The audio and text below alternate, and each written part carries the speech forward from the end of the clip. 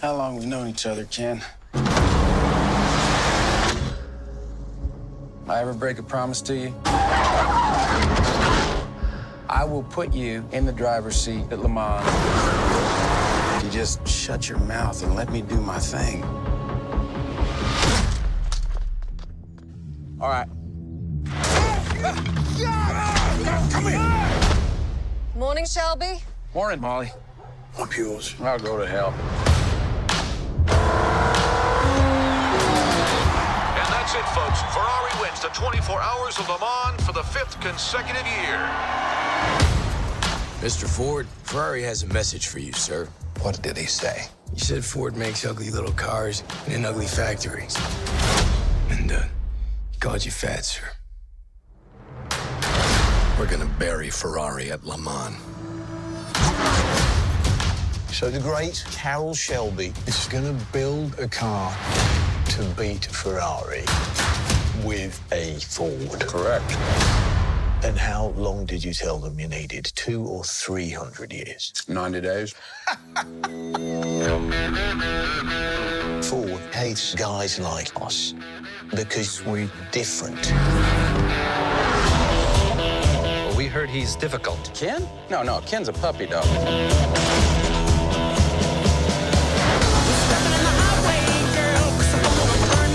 It's awful. If there's a problem, the computer will find it.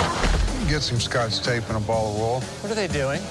Making your car faster. That's more like it! Ken Miles is not a Ford man. We're on the verge of something. And now you tell me that I can't have the best man in the world behind the wheel? Give me one reason why I don't fire everyone starting with you. Well, sir, we're lighter, we're faster. When that don't work, we're nastier. Go ahead, Carol. Go to war. You got a plan? It's high risk. I thought the whole point was to win the damned race.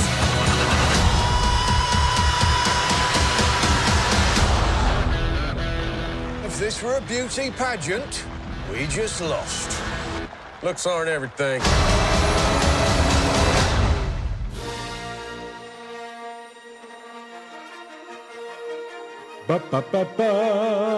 This is year 7. That's right, year 7. This is year 7 of Movie Month. For 30 days, I'll watch 30 movies and do 30 podcasts. It's day 27.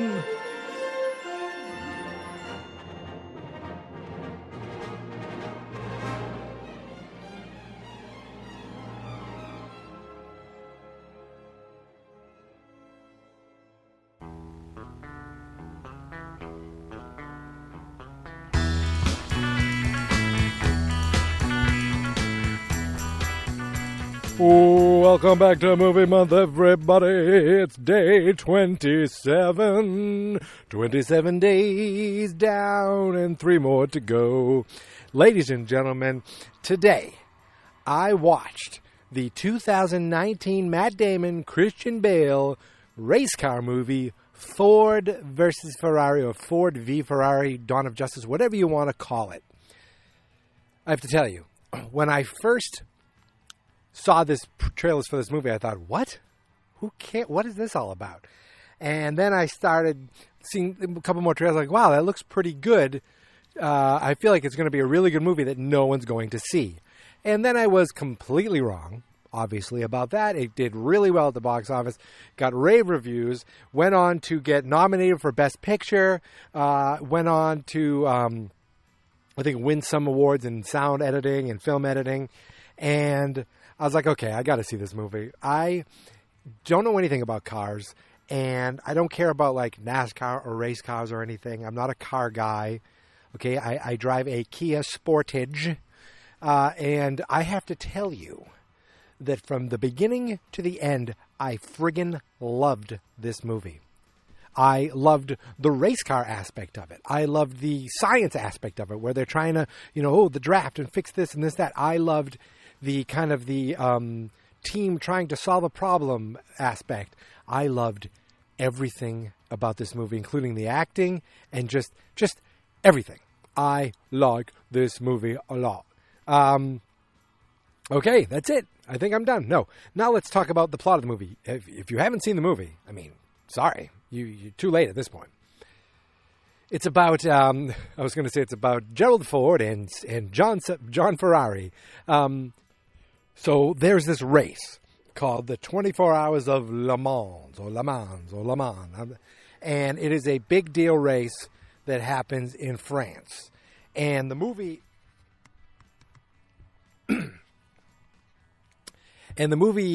opens with this race, and Matt Damon's character, Carroll Shelby, is driving this race, and we kind of see him, in the race. It looks pretty freaking wild that this race is like on stretches of regular road.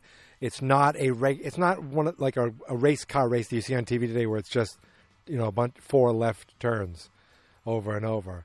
And these race cars are like crazy because you're like sitting in this you're sitting in this race car where your head's like exposed. It's crazy.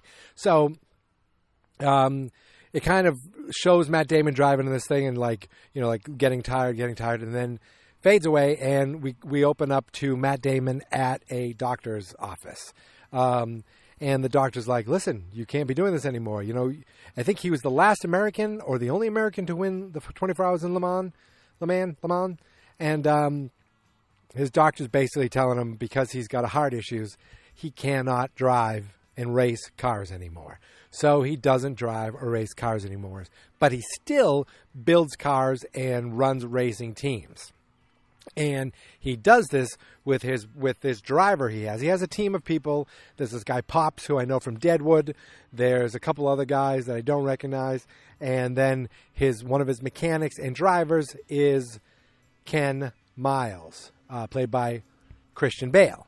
And I think this is Christian Bale's actual accent. The guy can do anything, but he's Welsh, right? So that's probably even still different than this. He's playing a British guy in this one. I never know what the real Christian Bale accent is, but I feel like this one is it, right? I think. Anyway, this guy is, he's a mechanic who's a family man, but he's a little hot-tempered. Some guy is fixing his car and he doesn't think the guy even deserves to have this car, so he insults them. We see him working, fixing a car for a race, and the guy tells him that his hood is not up to snuff. I can't think of proper. I can't think up to code or whatever for the race. So he takes a hammer, he smashes the trunk in. He's like, "Is it good enough now?" And Matt Damon and him get into a verbal argument. He throws a wrench at Matt Damon, crashes the window of his own car, but he still drives it. So I thought we were going to get one kind of guy, that this guy was a piece of like a real jerk the whole movie, but he could race, so who cares? And he wasn't that way. He was great to his wife, great to his kid, and him and Matt Damon had their moments, had their disagreements, but they were never like enemies or anything like that. What I liked about this is there wasn't any over melodrama added in, where there's, the wife at home is having issues. I mean, she got pissed at him for not telling him something, and it was over in a scene. Him and the kid, they got along fine. There was never, the kid got scared for his dad. Okay, obviously we know how this movie ends. I don't even know, do I go through the whole thing? So they are a small race team doing small races, and Ken Miles wins these races because he's really good. At the same time, we look over at the Ford Motor Company. The Ford Motor Company, everyone knows, Ford Motor, right?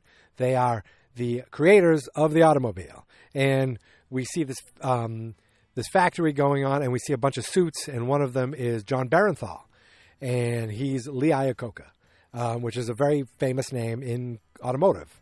But so is Shelby, and of course is Ford. I was not familiar at all with Ken Miles, but Shelby is isn't that the car that has the Cobra logo on it, the Shelby? And we see Cobra in this, I'm pretty sure.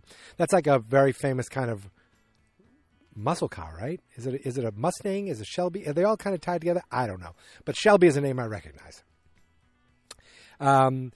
So at Ford Motors, shuts down. They go shut down the assembly line, and he's like trying to make a point. He goes, "This is what would happen if we shut down. You know, my grandfather was it great-grandfather or grandfather, Henry Ford I. This guy's Henry Ford II, or they call him Deuce, the Deuce, which I kind of liked. My grandfather was a dreamer. He was leaving walking home from work one day where he had an idea. And 60 years later, we're selling millions of automobiles and blah, blah, blah, blah, blah. I want you all to walk home today, and you come back to me tomorrow with an idea. For those of you who don't have ideas, don't even bother coming back to work. And we don't see anything come of that except one man's idea. And that's Lee Iacocca, John Barenthal. His idea is Ferrari. Ferrari. What do you know about Ferrari? They don't make even close to the amount of cars that Ford makes every year, except they are seen as these high-end automobiles, and they win this race every year, this 24-hour in Le Mans race every year, and they're bragging that they win these races every year. And they don't make as many cars, and they sell them for so much more because they're high-end luxury. But they're losing money. They're losing money, so we should get into racing with them. So the first idea is they go to Ferrari, they go all the way to Italy, and they offer to buy Ferrari, basically to become a partner with them, a 90-10 partner. In the cars, it's Ford, Ferrari. In the racing, it's Ferrari, Ford, where Ferrari runs and owns 90% of the racing. And there's some Italian spoken back and forth, and he's like, we're concerned that if you don't want us to race, we can't race. And he's like, yeah, that would be part of the deal.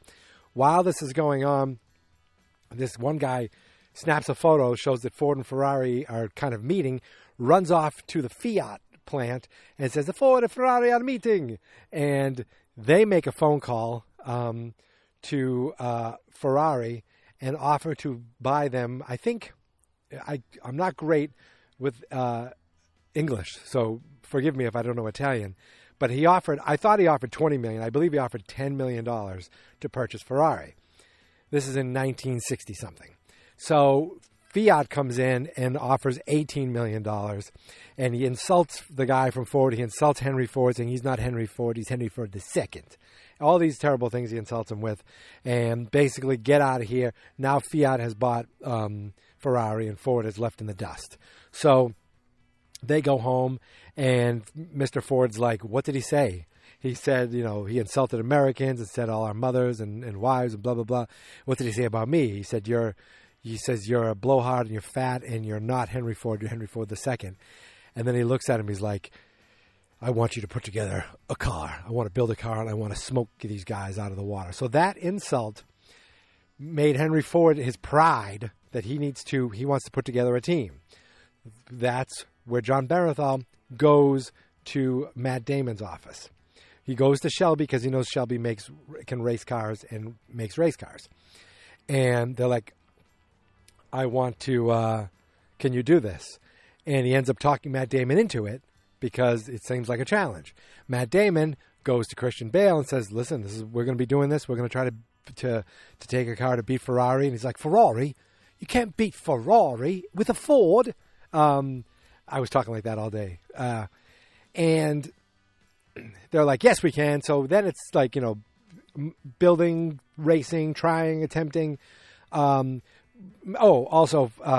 before he offers, he says he'll do it. He'll help with them. He takes him to check out the car. He drives him over at night, picks him up at night, take him to test the car out. That pissed his wife off because his wife, they're having money trouble. The IRS seized his garage because it wasn't making any money. He's racing, he's not making him any money, so he needs to just get a 9-to-5 job to make some money.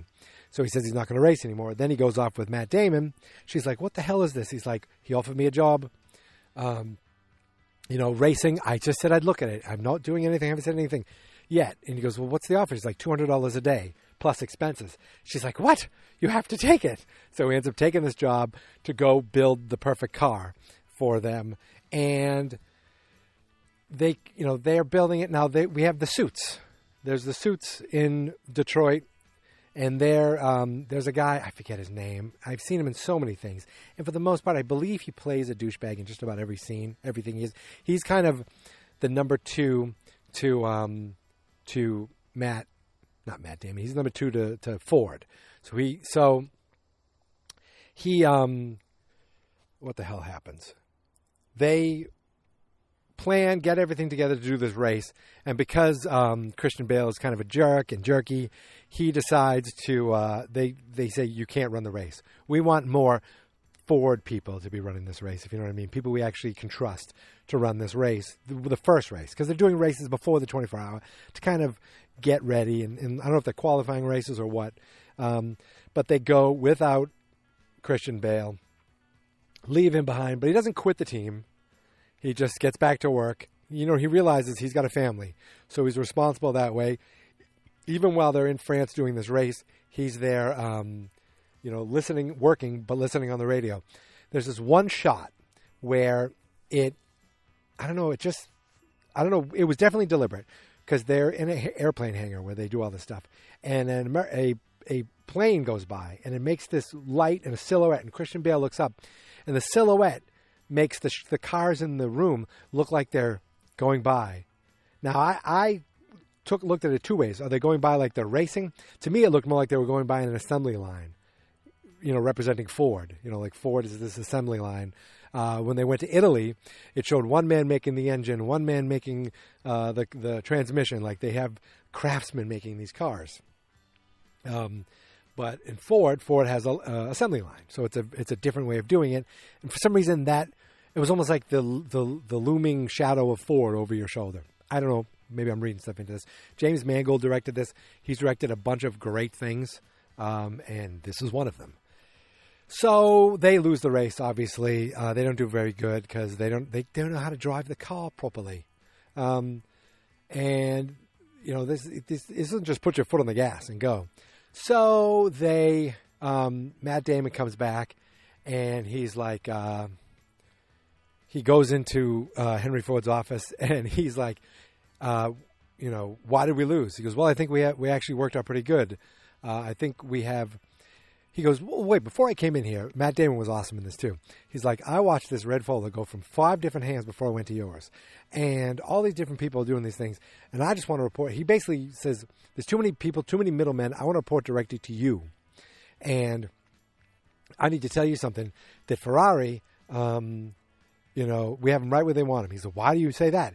He goes, because on the open track, we beat them. We drove faster than them. So now they know we are faster than them. And they're scared.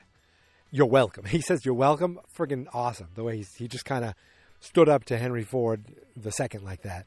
And this guy seems to be, he's a rich boy who is very prideful. And because of that, he's like, he basically gives Matt Damon, he goes, you report directly to me going forward. So you seem like that would get rid of this middleman, the jerk, but he's not gone. He's never gone. So now they're planning races, and they go to wait, what happens now? Oh, I forget. I'm all over the place. But they still don't want, I'm probably wrong, but they don't want Ken Mills driving this, right? They don't want him driving this car. But they all come to visit one day. Now, I forget, somebody warned them. I think it was Lee Iacocca called and warned them. He says, listen, they're coming down. They want to see the car. They want to see what's going. They don't want, I don't think they want Ken riding this race. They're going to try to talk you out of it or something, or get someone else to drive it. So they get there, and this is one of my favorite scenes in the whole movie, and I'm sure I'm all over the place. But they get there, and that middleman guy comes in. Matt's like, come on, let's talk. Let's go in here. And while he's talking to this guy, he's closing the blinds. And the guy's not paying attention. He's like, yeah, I think this is great that we could talk about this. He's like, sure. Just hold on one second. Closes the door and locks him in his office. And then the guy's banging on the door. People are turning on the engine so they can't hear him. He's like, Mr. Ford, come on, let's go for a ride. You want to try it out? Because he's like, I paid $9 million for a car. I might as well see what it looks like. He goes, come on, you won't get appreciated until you get in. He gets in the car with Ford. This is Matt Damon, who you remember, is a race car driver too. He takes that car and just tears up the course to the point where he's like, whoa, whoa, whoa, freaking out like Ford. Then when it's all over, Ford just weeps. He weeps and starts crying. And at first I thought he was crying because he felt scared, but I think he was crying because he's like, I get it now. He was like, I wish my grandfather could see this. What they made, I think, just made him think of his parent, the father before him, the lineage of Ford. I think it was more like, I can't believe this. And he's like, do you understand now? And do you understand why I need Ken Mills? I forget already. To be driving this car. He's like, yes, I get it. Whatever you need. And it was Miles, which is always funny because the guy's last name is Miles, and he's driving for Miles. So he's like, listen, we need Ken Miles racing this car in Daytona. If he wins, he gets to drive in Le Mans. If he loses, you get Shelby Automotive 100%. And of course, he wins. Now, they talk about a lot in this movie, 7,000 RPMs. You got to hit 7,000. When you hit 7,000 RPMs in a car, it's like you don't even feel like you're in the car anymore. It's just you're one with the earth. You're one with the world. And I was driving my Kia Sportage today on the highway, and I couldn't help it. Like I want to shake my hands a little, like I'm on a race car. And I'm like, zoom. I'm going to bring it up to 65. Whoa! And I look down, and I'm like a little higher than 2,000 RPMs. And I just look at that red marker all the way on the other side of the dial, the 7,000, 8,000 RPMs. I'm like, I think this car would explode if I tried to do that. Like the idea of this, the power and the speed that these cars are going, you can't get a real appreciation. I'm not a race car fan, but I always appreciate when they show from inside the cockpit of the race car and how, fast and how powerful these things are going. Like that part is at least interesting to me. And I'm always fascinated by the pit. I don't understand pit crews. I always feel like, well, if you pull over, everyone's passing you, but then they have to pull over too, so then you catch up. But it's always fascinating to see how quickly, like if I have a flat tire, like my first thought is like, I must open up the trunk and sit there and then call AAA and wait for them to come and change the tire for me. And these guys like switching tires out. It's very cool. So there's the big race in Daytona, which I guess was 24 hours also. So I guess the 24-hour races are a thing. But this is on a track. And what's cool is they switch out racers, so it's a team of racers. So it's not Christian Bale all the time, but when it's Christian Bale, he's the one kicking most ass. And they do win. So he is going to France with them. And then one day they're testing a car out, and they realize they're going too fast. They don't have any brakes.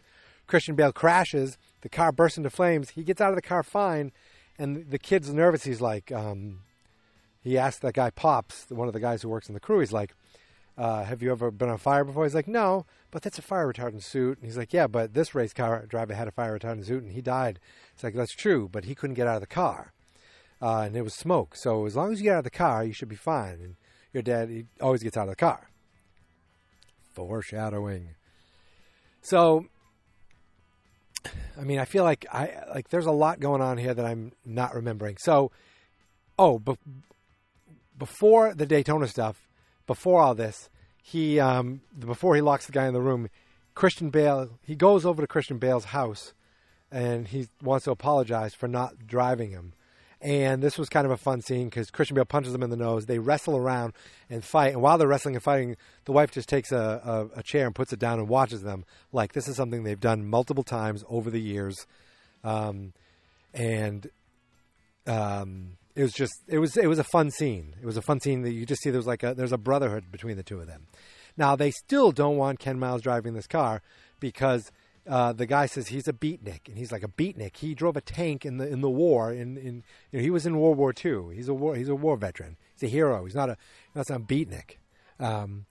So there was just like a lot of the pushback of the suits of Ford. They didn't want this to happen, but eventually they get to Le Mans and they race against. They have Ferrari right there. This race, and I'm sure I'm missing tons of stuff. I don't know. I watched it. I finished it, watched it this morning, And I just was like, I can't believe how much I enjoyed this movie. It is one of those movies, again, if it's on, I'm just going to sit there and watch it. It's become one of those rewatchable movies that are like, if it hits the TNT circuit and you're flipping by and you see it, you're like, oh, I'm going to watch this for a half hour. That's how good it is. That's how much I enjoyed it.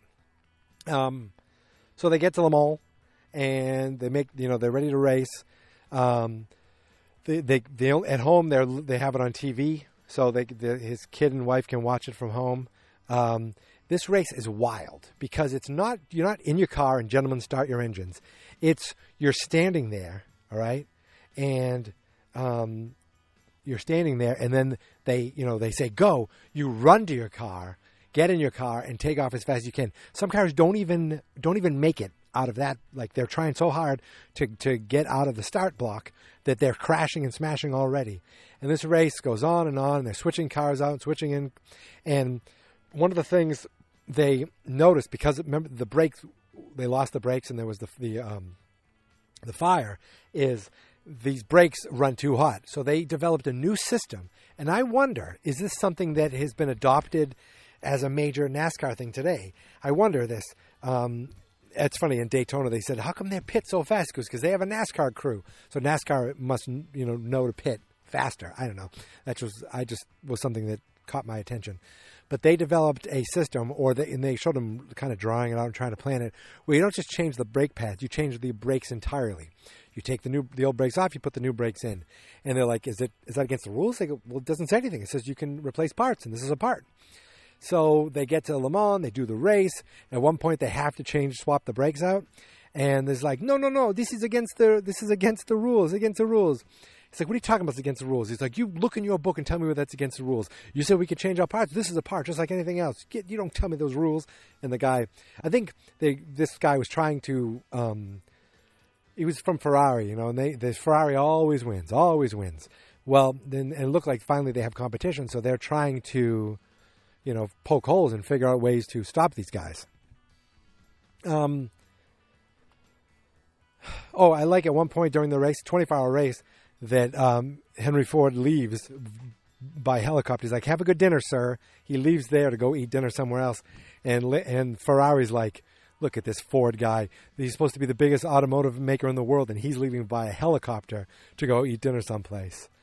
And they're like, he's probably going to have a good dinner. He's like, probably, you think? But while that happens, when he comes back, that second guy in command, who I guess was the head of racing, now says he has this idea where, at one point, Christian Bale just opens it up. He doesn't care. He opens it up and laps these guys. He's out in the lead. He kills it. It was awesome. Like, Ferrari's car kind of busted, so he's definitely going to win. And the Ford guy's like, listen, you need to tell him to slow down. How great would it be, sir, if the first three cars that crossed the finish line, 1, 2, and 3, were all Ford together? What a photograph that would be. And, Christian Bale's like a lap ahead of these guys. And they're like, what? Are you crazy? So Matt Damon's pissed off, but he comes to him. He's like, listen, this is what they want to do. He goes, I'm not telling you. You don't have to do that. You do whatever you want. It's your car. He goes, it's my car. It's his car. It's his race, his car. He takes it, and he rides, and he takes off so fast. He's already ahead of everybody. He still blazes everybody, and then does the perfect lap. His son's like, it's the perfect lap, because the son drew a map of the track, and he kind of showed all the different places. He's like, that's the perfect lap, and he runs it. He runs the perfect lap. He breaks so many records there that he's breaking his own record over and over and over again. And he's holding like the 3 or 4 records, and then he's sitting there. He's looking around. He's all by himself, and he realizes, you know what? I'm going to do this. This is what they want. I'm going to do it. So he downshifts, lets the other 2 guys catch up with him, smiles. They all nod to each other, and then they all 3 cross the finish line together. I thought the other 2 guys should hold back and let him cross the finish line together, but they all cross it together. And yay, yay, yay. And then it turns out, well, he started closer to the starting point than another guy. So the other guy, who was further back, technically won the race. So he didn't even win the race. And Christian Bale just looks dejected. He's like, Matt's like, I didn't know that. He goes, they robbed you. I think it was Pops who said that. They robbed him. And of course, someone that they prefer, someone that's, maybe more milk toast and smiles, probably an American, is the winner. So yay. But Christian Bale's like, well, you promised me the drive. You didn't promise me the win. So he puts his arm around him. He's like, I have some ideas that we can make it better. And it's already like, let's move on to next year, because they're going to keep doing this and keep doing this. And at the end, you see that this was 66. And it shows that Ford won in 66, 67, 68, and 69. The only, I think it was the only 4 times in a row a U.S., or maybe the last time U.S. won. I don't know. But that was it for Ford, those 4 years, because of the Shelby and the GT and what Ken Miles did. But we come back, and they're working on a new car. And he's like, well, we got the new honeycomb system in there. And he takes it out on a drive. I should have seen this coming. And then we have Matt Damon doing the speech. It was almost the same speech that Christian Bale gave, I thought, talking about 7,000 RPMs. And once you hit 7,000, it's like you become one with the world, and like you're weightless and nothing else matters. It's just you in the car at 7,000. And then we see he has brake issues again.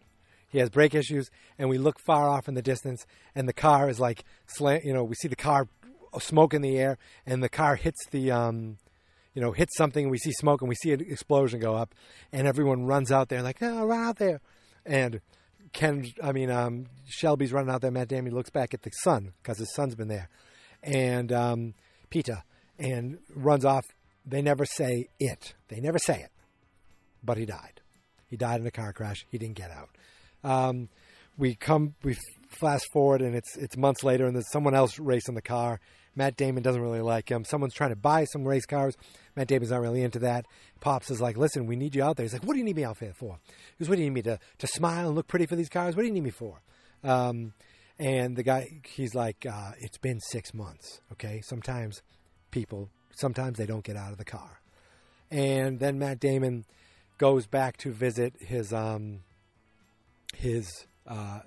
visit Christian Bale's family, visit Christian Bale's wife and kid, but he doesn't get to the wife. He just sees the kid, and they have a little talk, and he's like, well, I was going to say something, but words don't do anything, but tools can be used to fix things. And he gives him his dad's wrench, and he's like, your daddy was, he said, he gave him real nice compliments about him. And then he goes, I gotta go. Me mum wants me. That's not what he said. But he goes, and then he waves to the wife. The wife waves back. And it's kind of a nice little thing. And then he gets in his car. And just like at the beginning when he leaves the doctor's office, he rips out and tears out. He's not going to change. He's still going to drive like a maniac. He's still a race car driver. That's who he is at heart. And that is where the movie ends. I skipped a bunch of stuff. At one point, they went to a car show and to display the Mustang, and Christian Bale just shit all over it, which was awesome. Matt Damon he takes a private jet there, but then he's like, "Can I land the plane?" And they're like, "Ah." He goes, "No, seriously, I flew in the war." So he gets in the airplane. He kind of does a I don't know what they call that when they buzz over, but he buzzes over. And they're like, "Who's driving that?" Christian Bale's like, "I have an idea who it is." And then he gets out of the airplane. He gives a little speech about we're gonna take down Ferrari with our race car. I'm Carroll Shelby, and I make race cars. And he goes, there are people who like doing. I was always told that if you find something that you love doing and can work at that you're never going to work a day in your life. But sometimes it's something that you have to do. And I know 2 people that are like that: me, and Christian Bale's ready to think he's talking to him, and Henry Ford. And it was like, okay, I get it. Oh my goodness, a crow. And it was just like, that was a cool scene. But again, I thought it would be like melodrama. Nothing really came of that, which I liked. I liked that it was just like, oh, that's not nice. But they get over it. I liked that there wasn't like real issues with the wife or any issues with the kid or anything like that. It just, like, every time something happens, I'm going, uh-oh, this is going to, and I'm thinking of, melodramatic, tropey cinema of Hollywood, and they don't have that in this. It was just, this is what happened. I don't know how much of it's factual. I have no idea. But it did make me interested in them. And if there's a documentary, I'd like to watch that and see what that's about. Is it going to make me watch NASCAR on the weekends? It is not. But I do appreciate these things. And I don't know. Is the 24-hour Le Mans, is that still a thing? I have no idea. I want to look that up. So I just thoroughly enjoyed this movie. Look, I don't know anything about prisons, but I like Shawshank. This movie is like that. This movie's not like that, but what I'm saying is it has that rewatchability of it. That, like, when it's on TV, I could sit there and just get lost in it again. And it's long, too. It's 2.5 hours long, and it didn't feel it. It just felt right. It felt like that was a good amount of time for this movie. This movie deserved to be that long because it was that good. And the acting was just like, Christian Bale's just friggin', like, you know, he can be the vice president of the United States. What's his name? I can't even think of it. Then he'll switch over and he'll be like this junkie boxer. He'll be a psycho killer. He'll be friggin' Batman. And then he'll do something like this where he's just playing a guy. A little eccentric, but like just unbelievable. I don't know what it's like. It's nothing over the top. There's nothing like crazy about his performance. He's just a friggin' amazing actor who just gives an amazing performance. And Matt Damon, he adds a little southern drawl to him. Sometimes Matt Damon makes some bad movies. Sometimes he makes some great movies. This is a great one. I thoroughly enjoyed this movie, and I recommend it. If you haven't seen it, I spoiled it for you. I don't care. I'm sure if you obviously you've seen it, right? Because you're at this point, you obviously must agree with me. You have to agree with me, right? You must. All right, that's it. I'm done. I can't think of anything else more to talk about. So, here we are. Ladies and gentlemen, it's 27 days in the books. This is it. This is where you look and you start saying, that's it. There's no more Saturdays. This is the last Saturday. There's only 3 movies left. And I know exactly what all 3 movies are. Now, on Monday, I'm back at work. But that's kind of a break in the holiday. Like, I was supposed to have a full vacation through July 1st. But I'm needed on Monday, and I go where I'm needed. So on Tuesday, I have the day off again. So the plan is to watch my last movie Tuesday morning, and it's a doozy. Monday, I don't know, maybe I'll watch a little before work, after work, and then tomorrow I'm watching, the 3 movies I have left. These movies, one of them and 2 of them was definitely on the list. The third one got added later. And if you've been paying attention this month, you have a good idea of what that movie is. And I'm probably going to watch that one tomorrow. So, my friends, wow, I can't believe it. June is almost done. Then July comes. In July, we go dormant. We go quiet. You're not going to hear from me. But you will hear from me again. You will hear from me sooner than next June. You will hear from me in August. And that's all I'm going to say right now. But that is for another month. That is for another podcast. Well, no, it's this podcast, but it's for another project. And I'm not going to talk about it now. But what I am going to talk about is where you can find me online. We have a website, fansnotexperts.com. That's where all our podcasts are. If you go there now, you can't help but find Movie Month. You'll see everything we do. It's all right there. We have a Facebook page, Fans Not Experts. If you go on Facebook and you look up Fans Not Experts, give us a like. We don't do much there, but it'd be cool to get likes. Maybe if we had more likes, we'd do more. I don't know. But really, it's just a place for me to post mostly Movie Month stuff, and I'll be posting stuff for August. The big place to find me, obviously, besides the podcast, which is Geek Mentality, which you can find on Apple, Spotify, TuneIn, Podbean, Podbean, maybe? I don't know. All those freaking places, Stitcher, whatever, who cares? If you have a podcast app, type in Geek Mentality, you should find it. And the fact that you're listening means you probably already did find it, unless you're on the website, which is cool. But if you're on the podcast, look for the website. If you're on the website, look for the podcast. Who gives a shit? You can find me on Twitter and Instagram, @Geek Mentality, all one word. We're 27 days down, 3 more to go. I'll see you tomorrow. But until then, here is my theme song. This is my podcast. I made it. Geek Mentality's what I named it. And I think you should listen and subscribe. 'Cause I'm kinda funny and awesome. I think that I'm worth your time. And I'm kinda handsome. My mom says, please listen and please subscribe. At least listen to this episode. fans, not experts.